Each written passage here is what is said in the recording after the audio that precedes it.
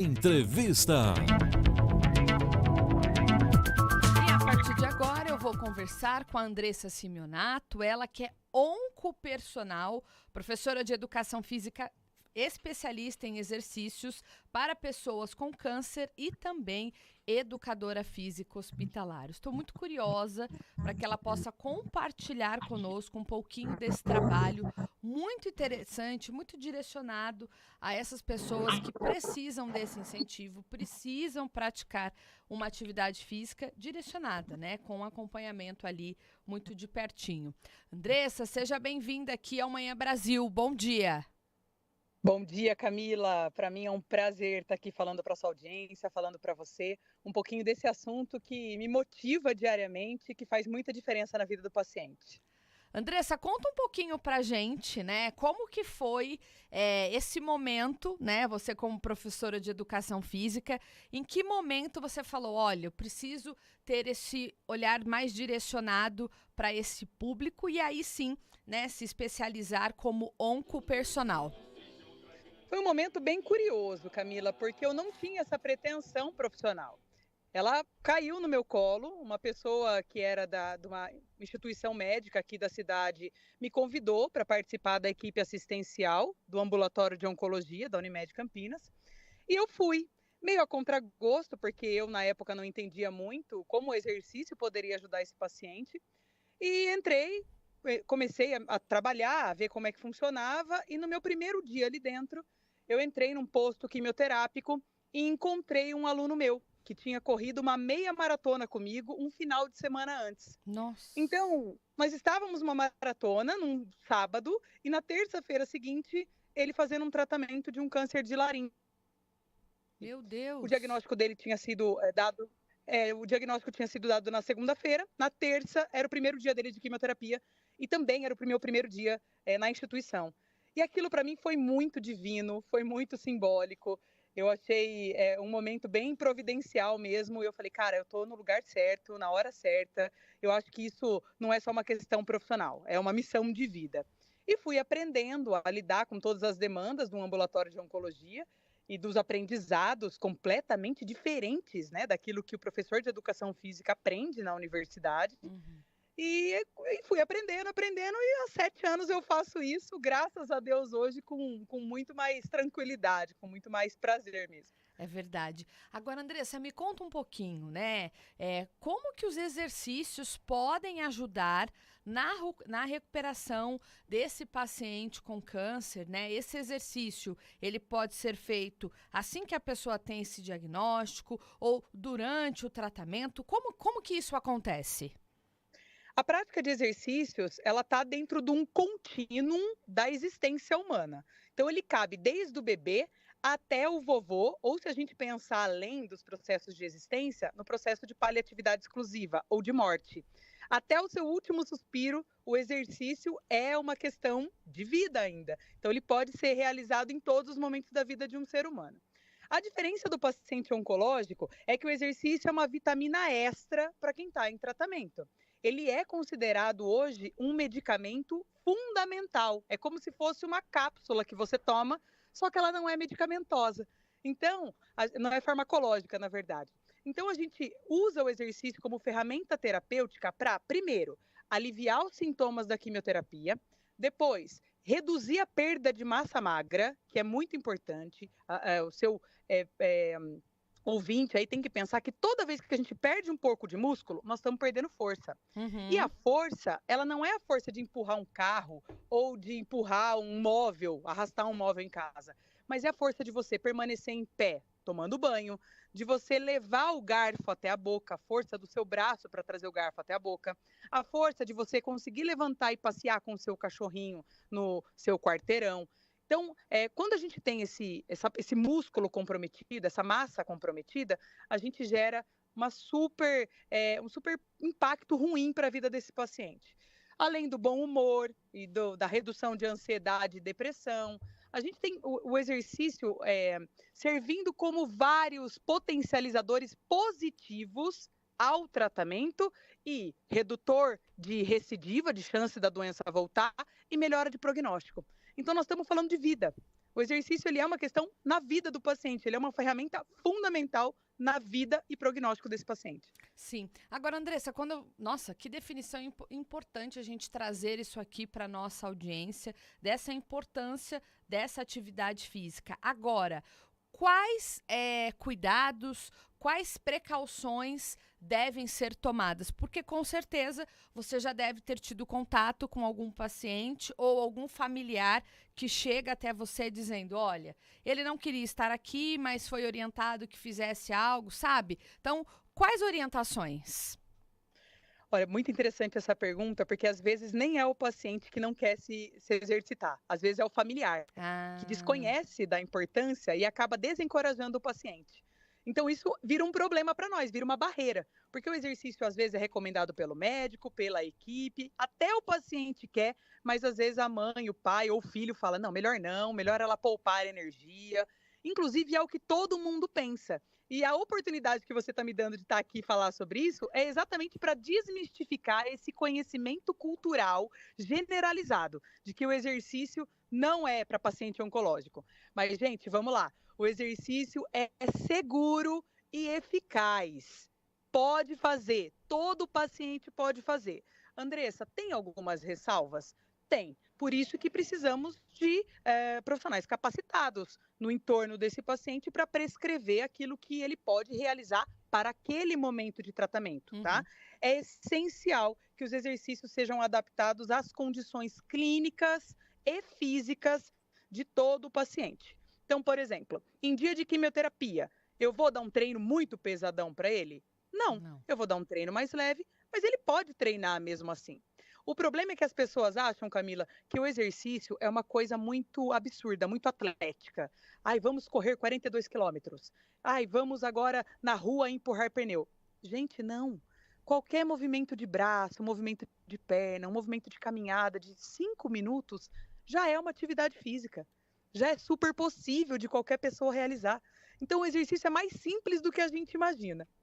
Com certeza. Enquanto você está falando e explicando de uma maneira tão didática aqui para os nossos ouvintes, muitos mandando mensagem, obrigada por essas orientações, que bom poder aprender. Até porque, né, professor, eu acho que, claro que eu acho que hoje em dia você tem esse trabalho focado, direcionado aí com os pacientes em tratamento de câncer, mas existem também algumas questões com o aumento dessa longevidade, né? Muitos idosos procurando academias, procurando se exercitar, que bom, mas precisa ali de um direcionamento, né? A gente não tem aí, na segunda-feira não, hoje eu vou acordar e eu resolvi que eu virei atleta. Calma aí, a gente precisa de algumas orientações.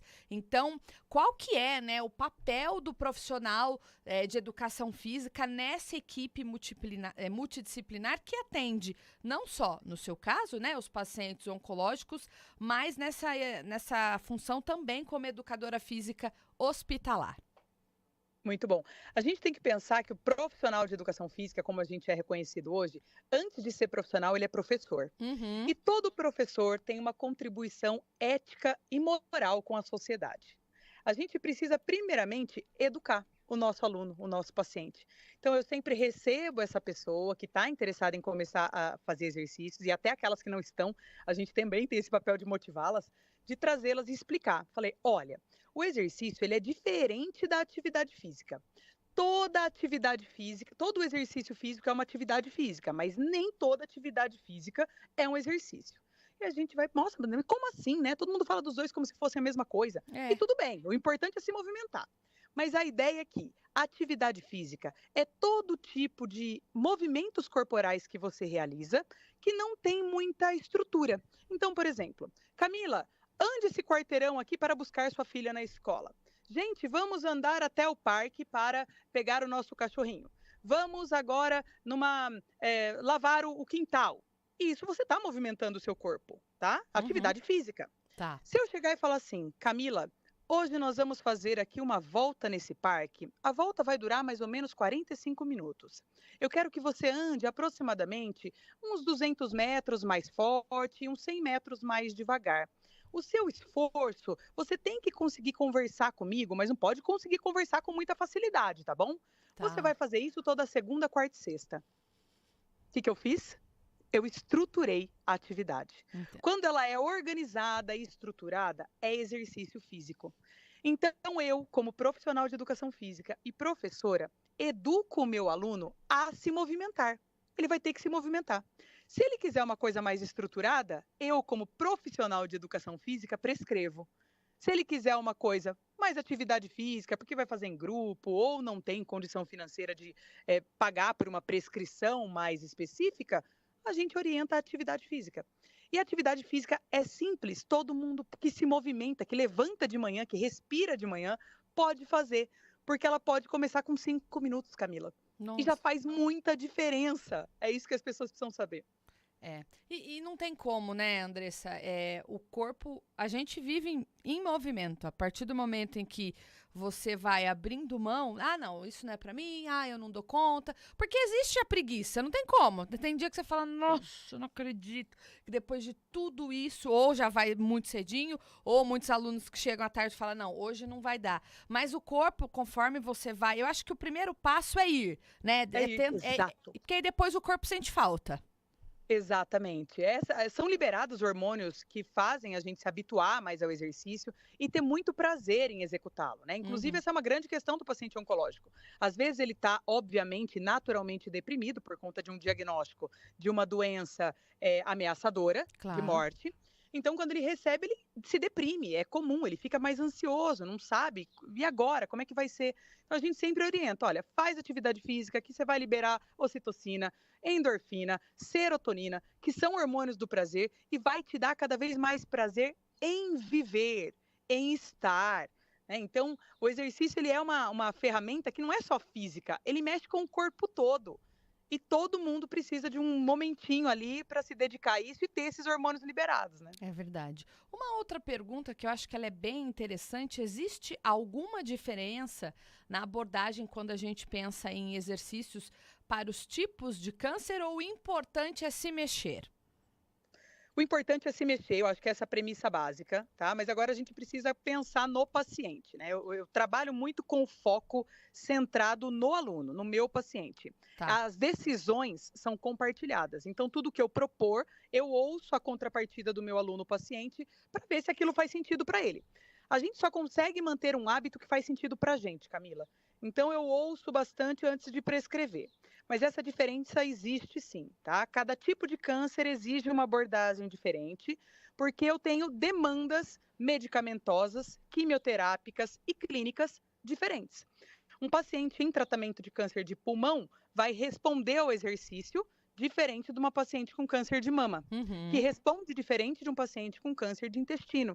Então, eu analiso primeiramente qual é o diagnóstico desse paciente, tá? Eu estou olhando agora falando para você pela ótica da doença, porque o primeiro foco é sempre o paciente, mas depois, olhando para o foco da doença, qual é o diagnóstico, quais são os quimioterápicos utilizados para tratamento desse diagnóstico, se esse paciente tem alguma outra comorbidade complicadora do diagnóstico, então diabetes, hipertensão, colesterol alto, insuficiência cardíaca, e aí eu uso tudo isso para prescrever um exercício que seja adequado para aquela condição, para aquele momento de tratamento, para não provocar prejuízos.